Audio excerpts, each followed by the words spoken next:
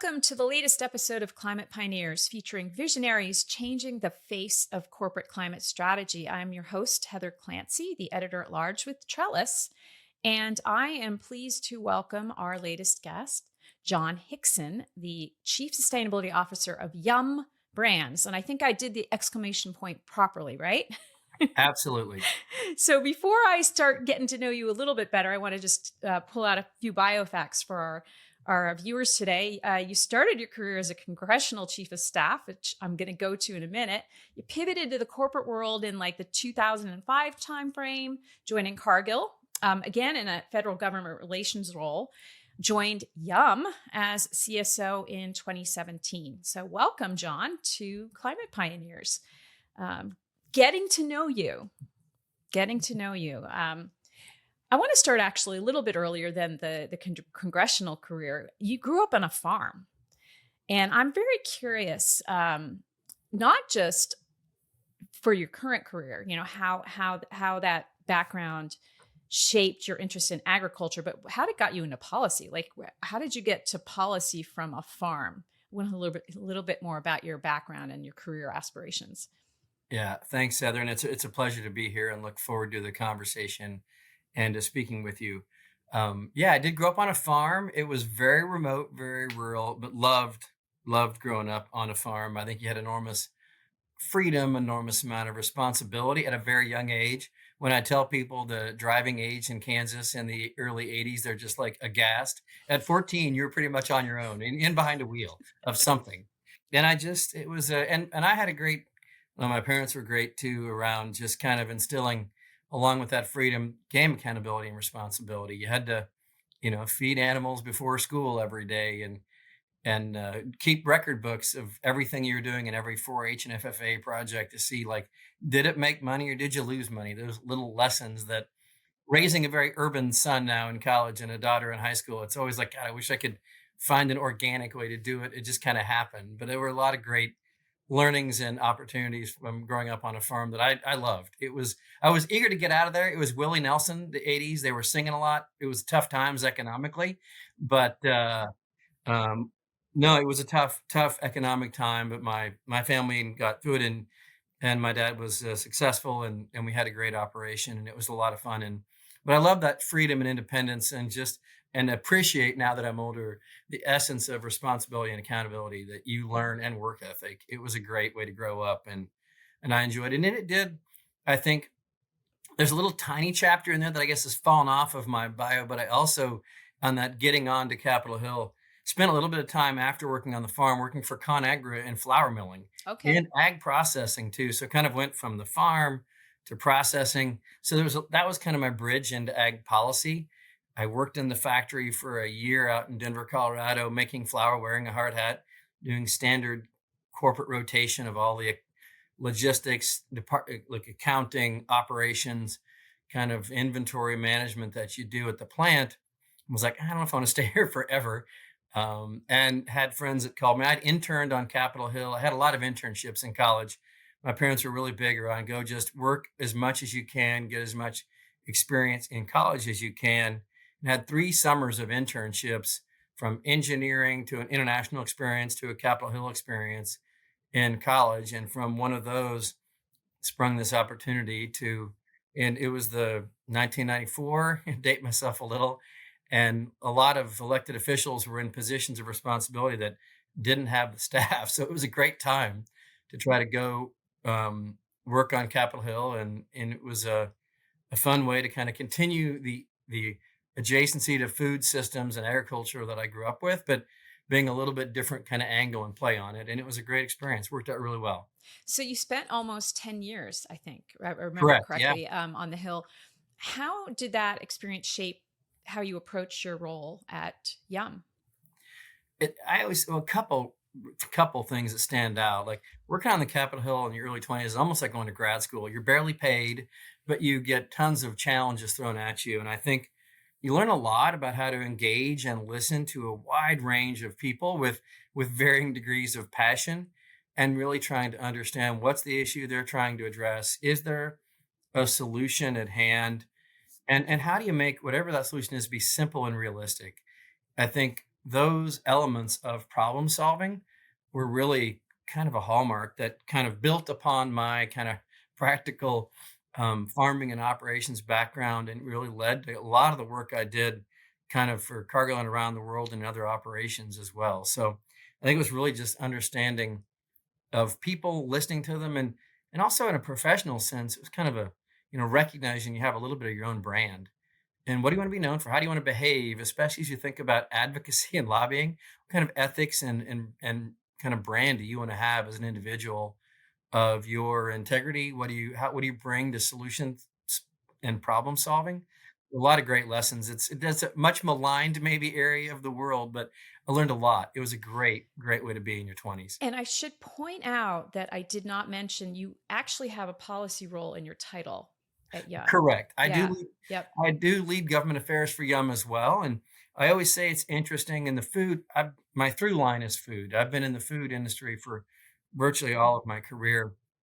And once you leave the US and you go do international work, government affairs and sustainability are the same thing.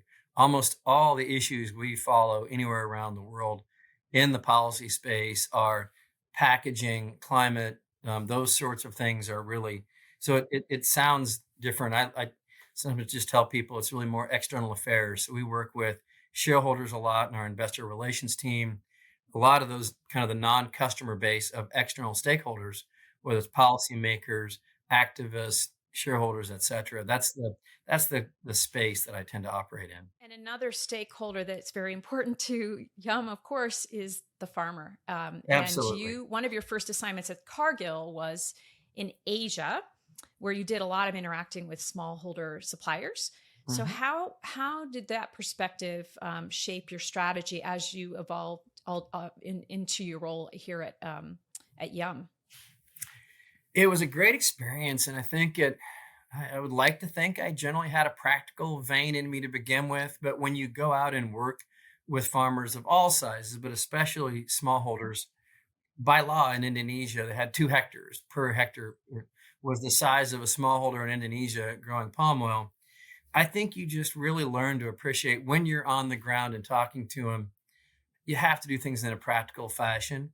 If you're going to make it work, going to make it be sustainable, especially in the sense of economically viable and continuing, kind of built into their operations in an ongoing basis, it's got to be a practical solution that kind of works for all stakeholders. So I think there's an element of just it's about that classic um, moniker of like walking a mile in somebody's shoes. When you're out there talking to them and seeing how their existence and life works, things look really simple and easy in a boardroom, a million miles away. Spending a lot of time on the ground and a couple of really cool projects, particularly in coconut oil and in palm oil, were very formative for me of just understanding the need for making things practical. Okay, so let's get practical and talk a little bit about not a little bit, but talk about how the role is structured at Yum, because there's a lot of different brands, franchise model there. So walk us through how the role is structured. So I lead sustainability. I report up through legal, so I report to the general counsel, so Okay. kind of one step removed from the CEO. Report quarterly to the board. We restructured our kind of a 18-month board restructuring project, probably now 3, 4 years ago, where we really saw this movement coming of regulatory activity for especially for public companies in a global basis, and really thought I always reported kind of once a year to the board in the past. And then starting 3 years ago or so, we moved it to every quarter, designated a committee of responsibility for it where it gets reported. So it's much more top of mind and allows for more consistency where in the past you'd come in once a year and say, here's a go forward strategy and here's the results of last year. I think the board really wanted to know what is our ongoing strategy and where are the pain points, what are we seeing and hearing and feeling. So that's the way it works at the top of the house. Work with the brands and have a great team. We also have kind of leads at each of the brands that help carry those messages. They contribute to the overall corporate strategy, try to have one harmonized strategy as a public company, but then have to reflect kind of the essence of where the brands are, communicate with those leadership teams, and then have a team that drives support for sustainability it's evolved greatly, as you might imagine, with more resources these days over on the data compliance, everything leading into kind of the regulatory disclosures. We're covered by the CSRD and Triple D and a number of Yeah. initials in Europe, as well as the California compliance law on emissions. So there's a team that does that, another team that does our kind of reporting communications, and then kind of the operational elements, our supply chain projects we may have with dairy, chicken, and beef producers and those sorts of things. Hmm. And then the brands really drive our operational essence, really helping us kind of meet those aspirations and goals and deliverables too. So do those individual brand leads report up to you or to their operation head? They report to their own operations heads and have Hmm. kind of a dotted line relationship into what we call the center of excellence. We've been through lots of consultants and have basically a shared service center kind of model where we provide kind of strategy, resourcing, guidance, and then the brands help kind of collaborate with us, drive execution. And they'll have a unique angle they may want to take it. Obviously, certain things are more important. Perhaps packaging is a good example. Fiber packaging in the pizza space is the end all be all. How do you make that more recyclable? How do you really lean in on that? Whereas for Taco Bell and KFC, it's much more of a traditional QSR. How do you get rid of plastic? How do you work on different set of issues there? So we may have a tweak on how they prioritize, but it's kind of, and the other thing is the global nature. I always say we're trying to do things that work from Virginia to Vietnam. We do a lot of work in developing economies as well as the world's leading economies and really cool restaurants in high income cities. So it's got to be a set of operational elements that can apply wherever it need to be within our system around the world. Yeah. You mentioned there is a harmonized there is a harmonized strategy though. So tell Yes. us what's common for the brands. Yeah. When I think about it, we've kind of had over my tenure here, we kind of had like three kind of waves of how that strategy evolved. We first got here, it was really around kind of working with the functions of teams. Sustainability was very tiny. It was, a couple of us kind of putting it together with other functions back then and really try to get clarity on food, planet, people, and kind of a naming of it all that allowed the strategy to go forward with our recipe for good. And that helped us then lead into raising our aspirations to where they needed to be with goal setting. So that core construct of food, planet, people, and the recipe for good remains. I think what's changed over the years as we've had like waves of evolution to it was we kind of went through a period of where it was heavy investor focus and asking us to do like every platform of disclosure, DJSI, et cetera. Finally coming to the realization that we really need to get more focused. So really have a focus with two kind of key pillars of climate and packaging is kind of our keystone obligations that really, so it still operates into that broad framework. I say my team is the team that kind of measures all the data on those elements, and we drive all the reporting and disclosure and kind of high level communication to the regulatory and shareholder stakeholders. And then other parts of the company, like our HR teams, others may drive the people program more than my team will. We'll roll up the results and all the data and the measurements, though. So it's been an evolution towards the same structure, but much more focus on key priority issues. Yeah, and you mentioned obviously that each brand has their priorities, their triggers, if you will. So can you run me through the triggers? Like you mentioned in the packaging realm, you mentioned a couple of examples, but I gotta imagine that like pizza, that's about cheese, right? Oh, Yeah, and dairy must be, yeah. you see that in our programmatic work, which to me is the funnest part. Hmm. I was really bummed. We have a regenerative beef project that the team got to go out and look at in Idaho, and was too busy and didn't get to go this year. But it's a great; those kind of things are great. So, in on the Pizza Hut side, absolutely, it is the cheese is their kind of keystone strategy. They've had a strategy to have kind of supplier engagements and programs on emissions reduction with all of their major suppliers. We wrapped up a 3-year agreement that covered over 51% of the volume. In my farmer sense, I call it the cow adjusted volume of how many animals were in this trial program. So yes, it's a trial, but it's a very large one where we looked at changing precision feeding as a mechanism to lower emissions of the dairy and the cheese that we have in our system We've also done methane inhibitors and existing research kind of in the US, Europe, and down in New Zealand as well for our global supply base there. Um, Taco Bell is much more in the beef space. We have a multi-year kind of grazing and habitat.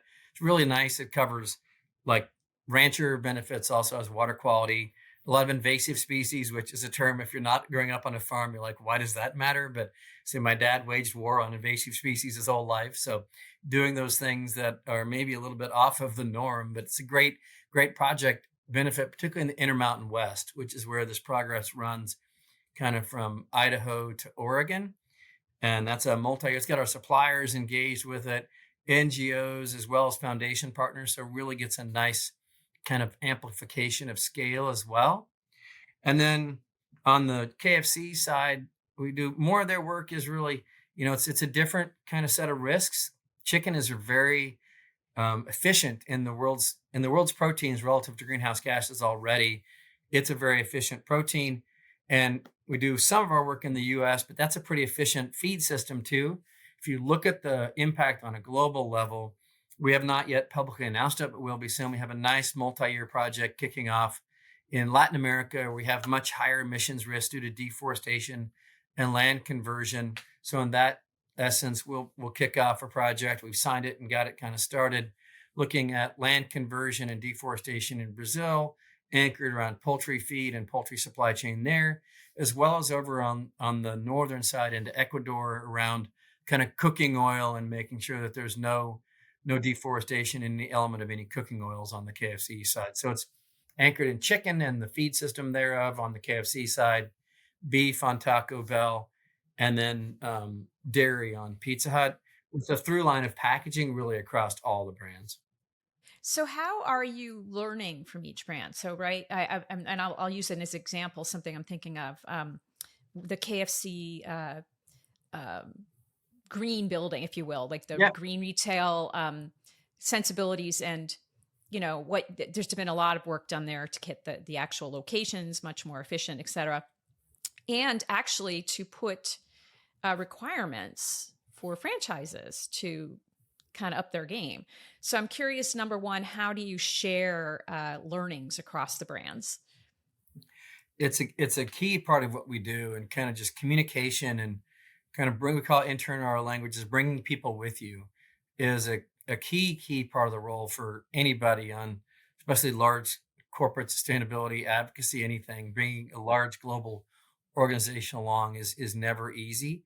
And I should give a nod to that. The Green Buildings program is actually our oldest, largest, most like contributing kind of sustainability program. When I first got here, that really was when you said the word sustainability, that's really what executives thought of was our Green Buildings program.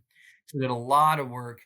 Yum was a little bit of an outlier for a long time, where we owned 30% of our restaurants, much higher percentage than most of our competitors. I mean, the the ability to trial and innovate on the ROI around equipment efficiencies, knowing where within the restaurant system your high emissions equipment exists and how do you address it. That was a deep pool of work that had continued and was really the anchor of and foundation of our overall program. So that's continued to grow today. And I think we've used that foundation, sometimes call it like there's at times a silent hand of sustainability and a more visible hand of sustainability. And on the silent hand, a lot of it is just making sure we stay close to our manufacturers around what is the latest in HVAC innovations or in cooking and hood and ventilation systems over kitchen equipment that has a nice payback and also lowers the utility usage for our franchisees. A lot of 101 sustainability really is, when we use this word ROI or return on investment, is there implied energy savings in them. And luckily, in our global footprint, a lot of the numbers still continue to work really well on an evolution. It may not always be one thing each year. It's not always going to be where kitchen equipment or HVAC is the logical thing in each market. We've seen a lot of great work in automated building management systems that didn't exist when I first got here almost 9 years ago, but now those have a really nice payback, and they can be done with varying finance mechanisms on them where either they call it CapEx or CapEx light, either one. So we try to innovate, but there's a legacy of kind of finding those examples, trialing them in our own corporate owned stores, and then showing the results and bringing our franchisees along as we trial so they can see how it might work in their systems. And do you require the franchisees to do certain of these things? Certain ones, that's the invisible hand. When they build a new restaurant or renovate a new restaurant, they have a select set of equipment that's Got it. approved equipment to go in Okay. the restaurant. Got it. So it can happen naturally through kind of the renovation and rebuild system, or it can happen if we find innovative ways to kind of drop it in. It's much harder when you've already got a restaurant built to drop it in, but some of the automated systems do work pretty well in that essence too. How does your organization measure the business value of what you're doing?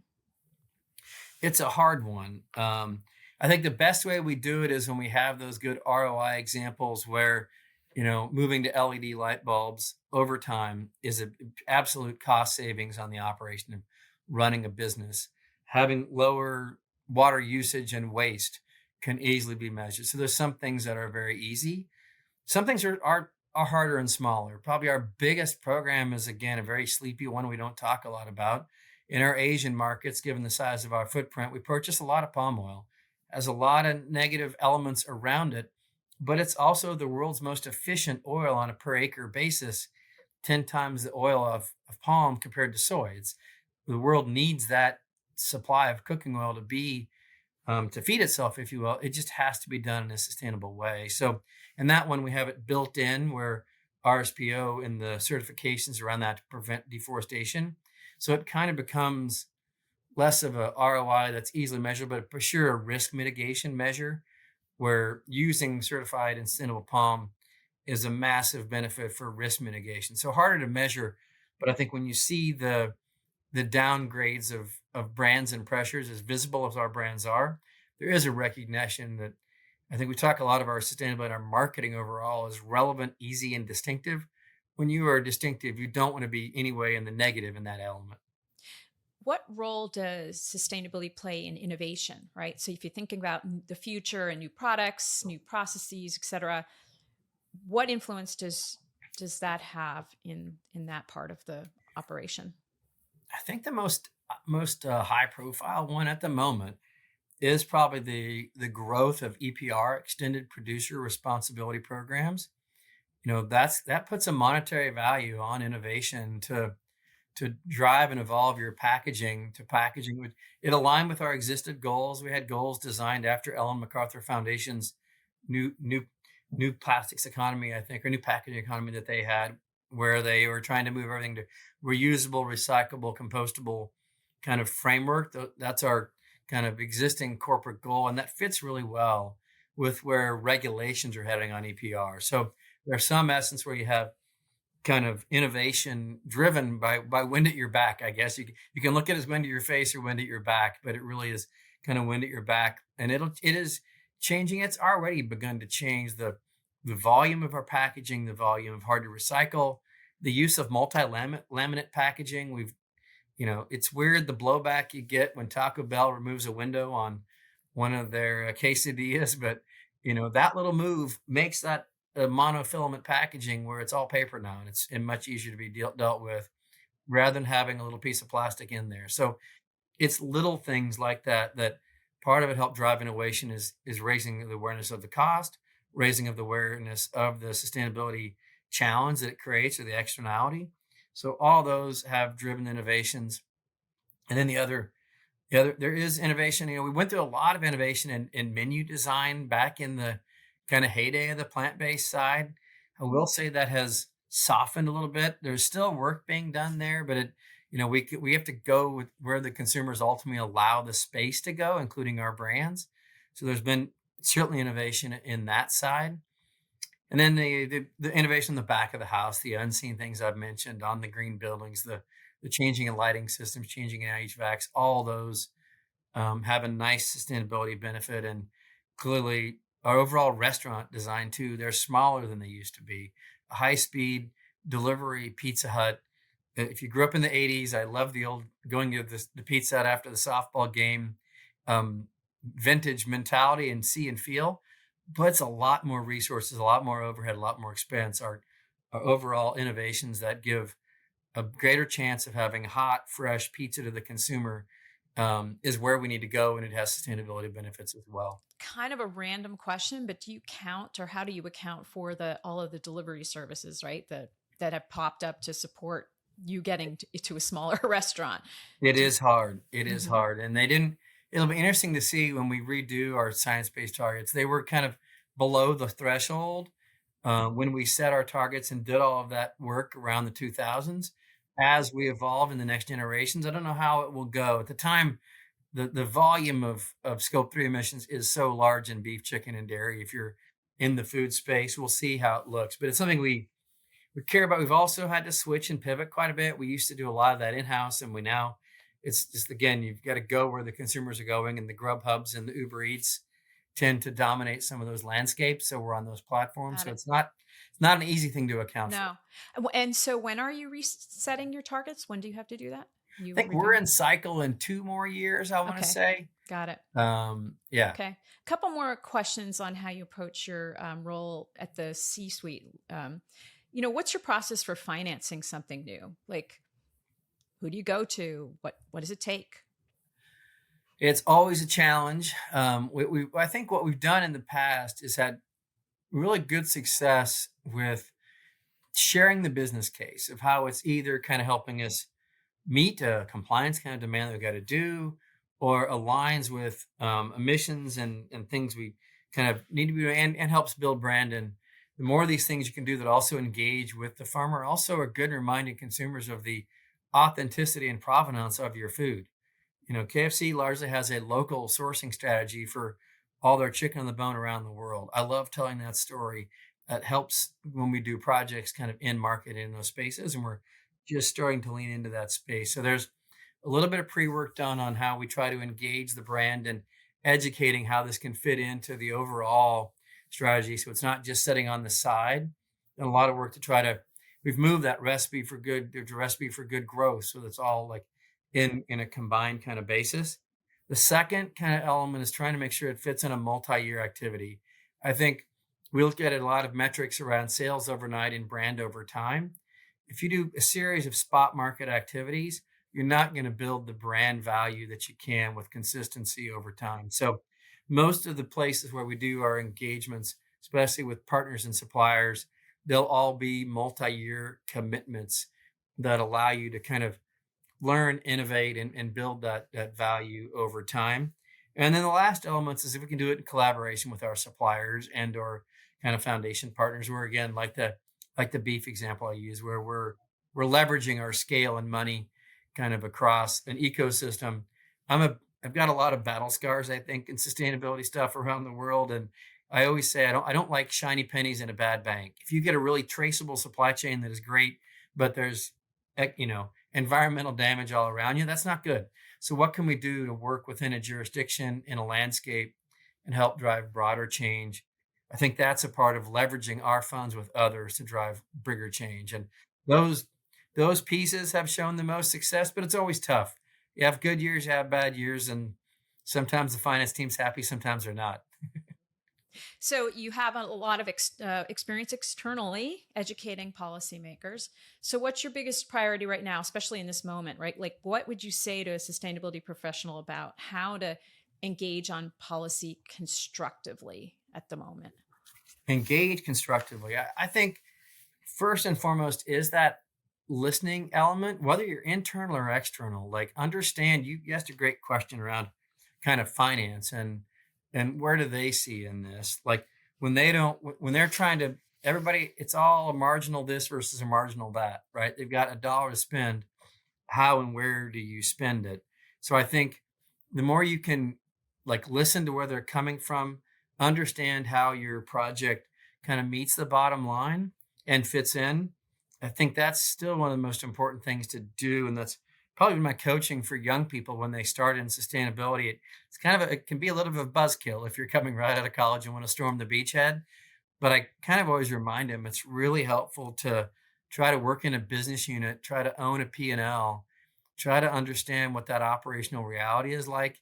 you will ultimately be able to drive better change when you do have that understanding and appreciation. I think that's still our challenge at Yum today, kind of at all levels, and it's been consistent. Doesn't really matter if you're trying to be an advocate and lobby or you're trying to drive sustainability.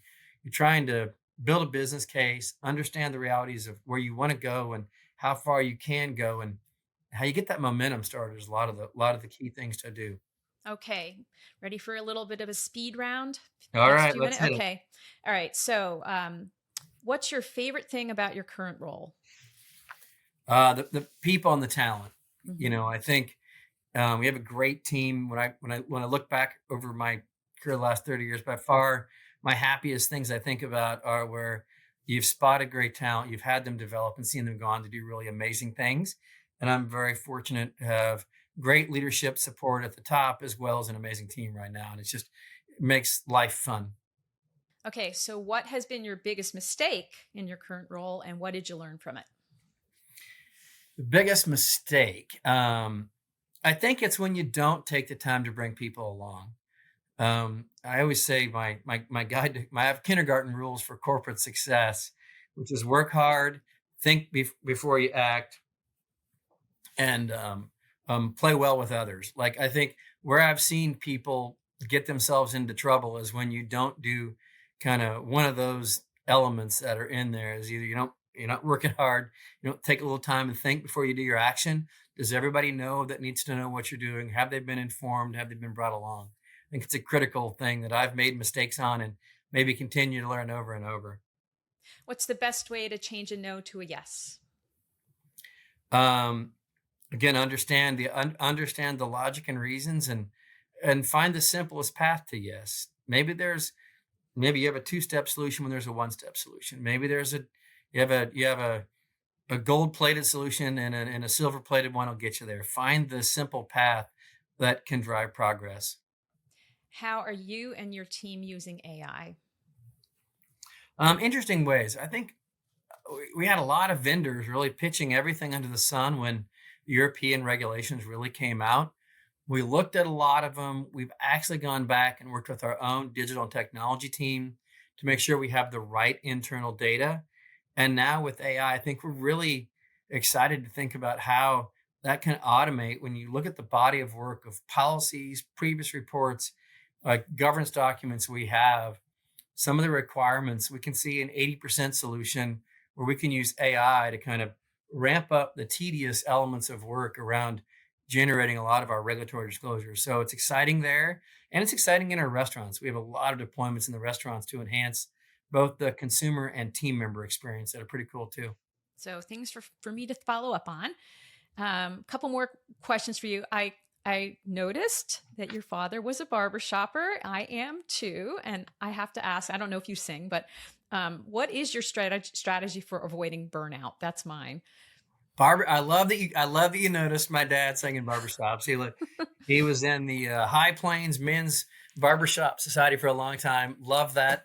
It was a great thing, and we went to, as my sisters and I all went to many a great Yes, I'm sure you did. barbershop performance, and we had a great time. It was great, and I think, and it was very enjoyable for him. We were all worried he was your farmer when he was about to retire, and we didn't get a single hobby, and all of a sudden these things come out of the woodwork. Awesome. And I think that's kind of what I have to do in my own life. Is like I get energy from being outside.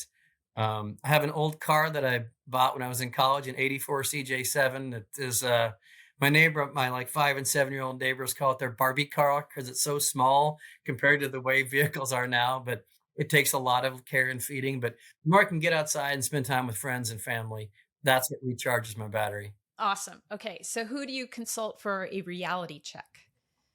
It's interesting. I've kind of two, if it's like the classic reality check, I think is your spouse or significant other or whatever that kind of person is.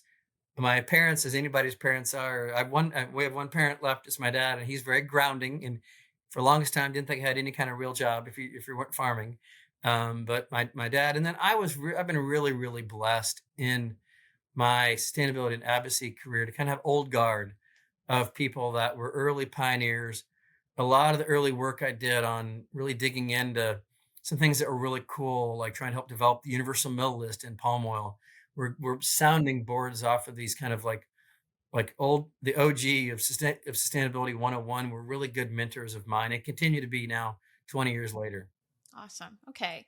One final one. What would you tell your 21-year-old self?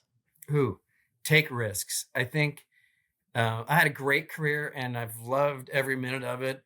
And the best moves I ever had, kind of leaving a corporate bubble to go to Capitol Hill and take a pay cut, seemed kind of crazy at the time. It was pivotal. And there's been moments, and all of those pivotal careers don't run linearly. And I think when they have a big step change is often when you expose yourself, raise your hand for a crazy project, take a risk. If something seems really interesting, go do it. And I did a little bit of that when I was younger. It's harder to do it the older you get, but that's my younger self advice: is take a risk and shoot for the moon. Awesome. Well, thank you for joining us on Climate Pioneers, John. Awesome, Herbert. Thanks, and enjoyed the conversation. Yeah, really, really appreciated it. And thank you to viewing this latest episode. And if you want to see the coverage, make sure you get the Trellis briefing. You can go to the Trellis website, trellis.net, and sign up very easily. So thank you so much. Hope you all have a productive and positive day.